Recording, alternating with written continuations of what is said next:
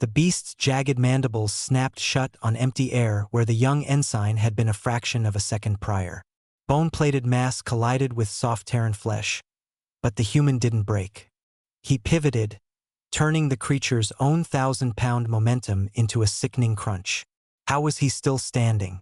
You think you know exactly what a human is capable of when pushed to the edge. Hit subscribe and watch the mask slip.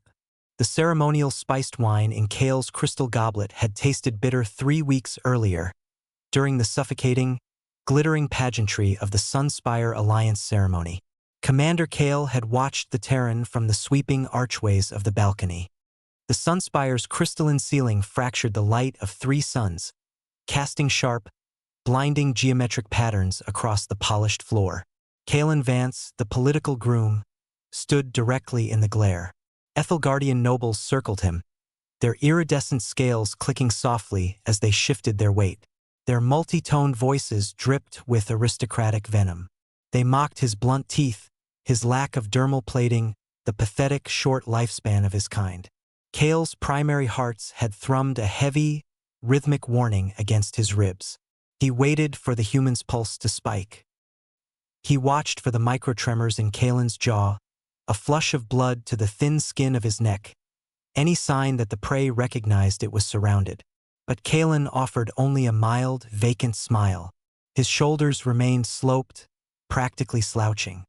His bare hands rested loosely against the seams of his ceremonial trousers, fingers entirely unclenched.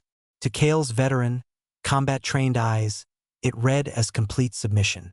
The Terran was exactly what the galaxy's High Council believed. A soft, malleable pawn traded for a peace treaty. Truth is, the universe rarely shows its hand so easily. Kale's understanding fractured 6 days later.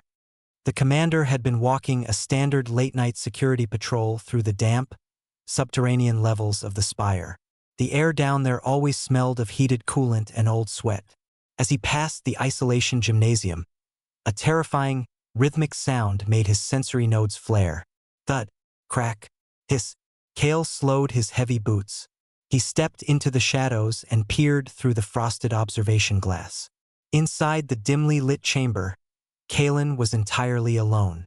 He was moving through a live combat simulation, but it wasn't the crude, brawling style Kale associated with Terrans. The human was executing a fluid, devastatingly precise sequence of Tyrian strike grapples, a martial art explicitly engineered for beings with 4 arms and reinforced exoskeletons. Sweat turned Kalen's gray shirt translucent against his back. Kale watched the human's forearms chord and release beneath the skin, and something about the mechanical perfection of the pattern made the commander's breath hitch. Kalen didn't just strike the heavy, armored kinetic dummies. He systematically dismantled their joints. His breathing was frighteningly regulated. His eyes were flat, dead, and entirely focused. Kale's upper lip curled back in a silent realization. The human's passivity at the wedding hadn't been weakness. It was a thick, carefully constructed vault door locking away a monster. Sometimes the most dangerous thing in the galaxy is the creature choosing not to fight. Subscribe to see just how deep the deception runs.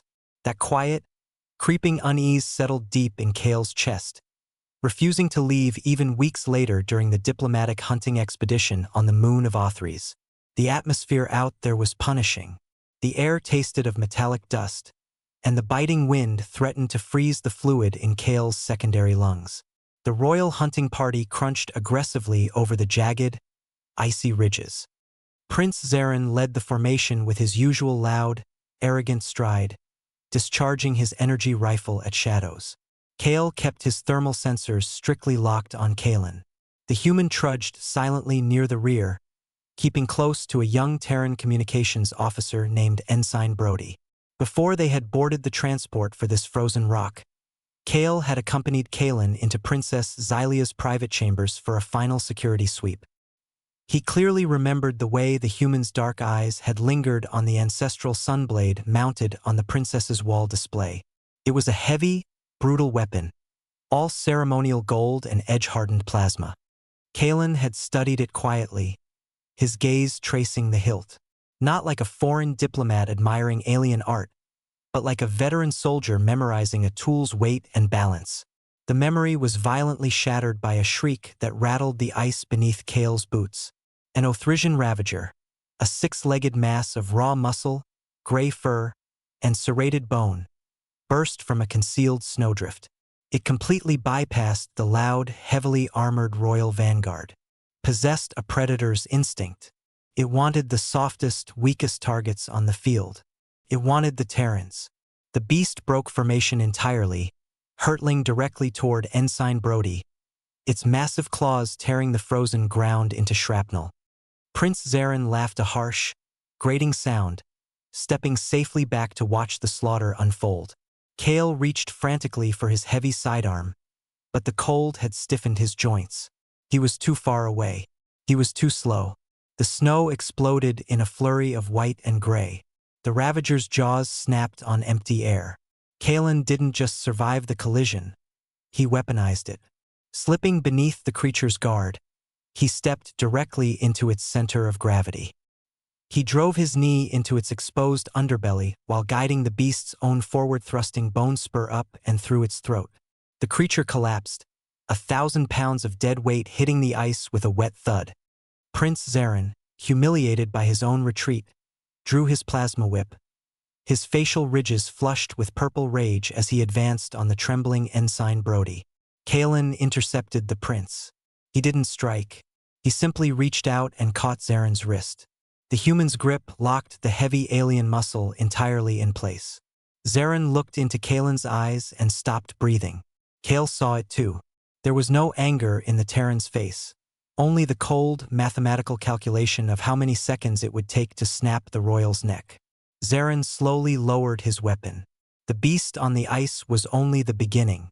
It had been a diversion. Within hours, the royal comms channels dissolved into screaming static. Unmarked insurgents had stormed the Sunspire.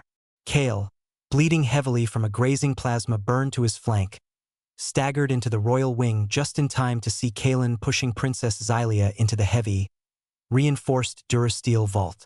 The human didn't hide with her. He turned to the display wall and gripped the ancestral sunblade, the exact heavy gold and plasma weapon he had studied weeks ago. 3 heavily armored insurgents breached the corridor doors. Kale, slumped against the marble, watched the diplomat vanish. It wasn't the fluid, controlled practice of the gym. It was extermination. 3 steps. 3 blinding flashes of plasma. 3 bodies hitting the floor in perfect synchronization. Kalen didn't even check their pulses. The insurgents had already extracted their primary target, Princess Vanya. They dragged her to the Blackcrag Fortress, a brutalist stronghold carved into an active volcanic ridge. Kalen didn't wait for the High Council to debate a siege. He gathered Brody and a specialized Terran operations unit. Kale watched the tactical feeds from the command center, his primary hearts pounding a slow rhythm of awe. The Terrans bypassed the heavy front gates entirely. They infiltrated through a submerged cooling tunnel, moving through the fortress like a caustic acid, silent, localized, and devastating. They didn't roar. They didn't boast. They communicated in sharp, predatory hand signals, clearing rooms of elite guards before the alarms even registered. In the fortress's superheated core chamber, Kalen finally met General Vok. The tactical feed showed the massive Ethel Guardian swinging a heavy kinetic mace, shattering the floor grates. Kalen danced through the devastating arcs, the sunblade humming in his hands. With a surgical, blinding strike, Kalen slipped inside the general's guard and severed Vok's right arm at the shoulder. The general fell to his knees, screaming. Kalen stood over the architect of the uprising. He leveled the ancestral sunblade, pressing the searing edge against Vok's throat. In the command center, Kale held his breath, waiting for the execution. This was the moment of vengeance. But Kalen's chest rose and fell once. He powered the blade down. He deliberately spared the enemy, detonated the facility's power core to cover their exit, and carried Princess Vanya to the extraction shuttle unharmed. Days later, the Autarka's formal recognition of Terran valor still rang through the restored halls of the Sunspire, officially ending the uprising. Kale walked quietly onto the high balcony. Kalen and Princess Xylia sat close together, an intricate star map spread across the table between them. They were charting trade routes, their shoulders touching, equals in the light of the three suns.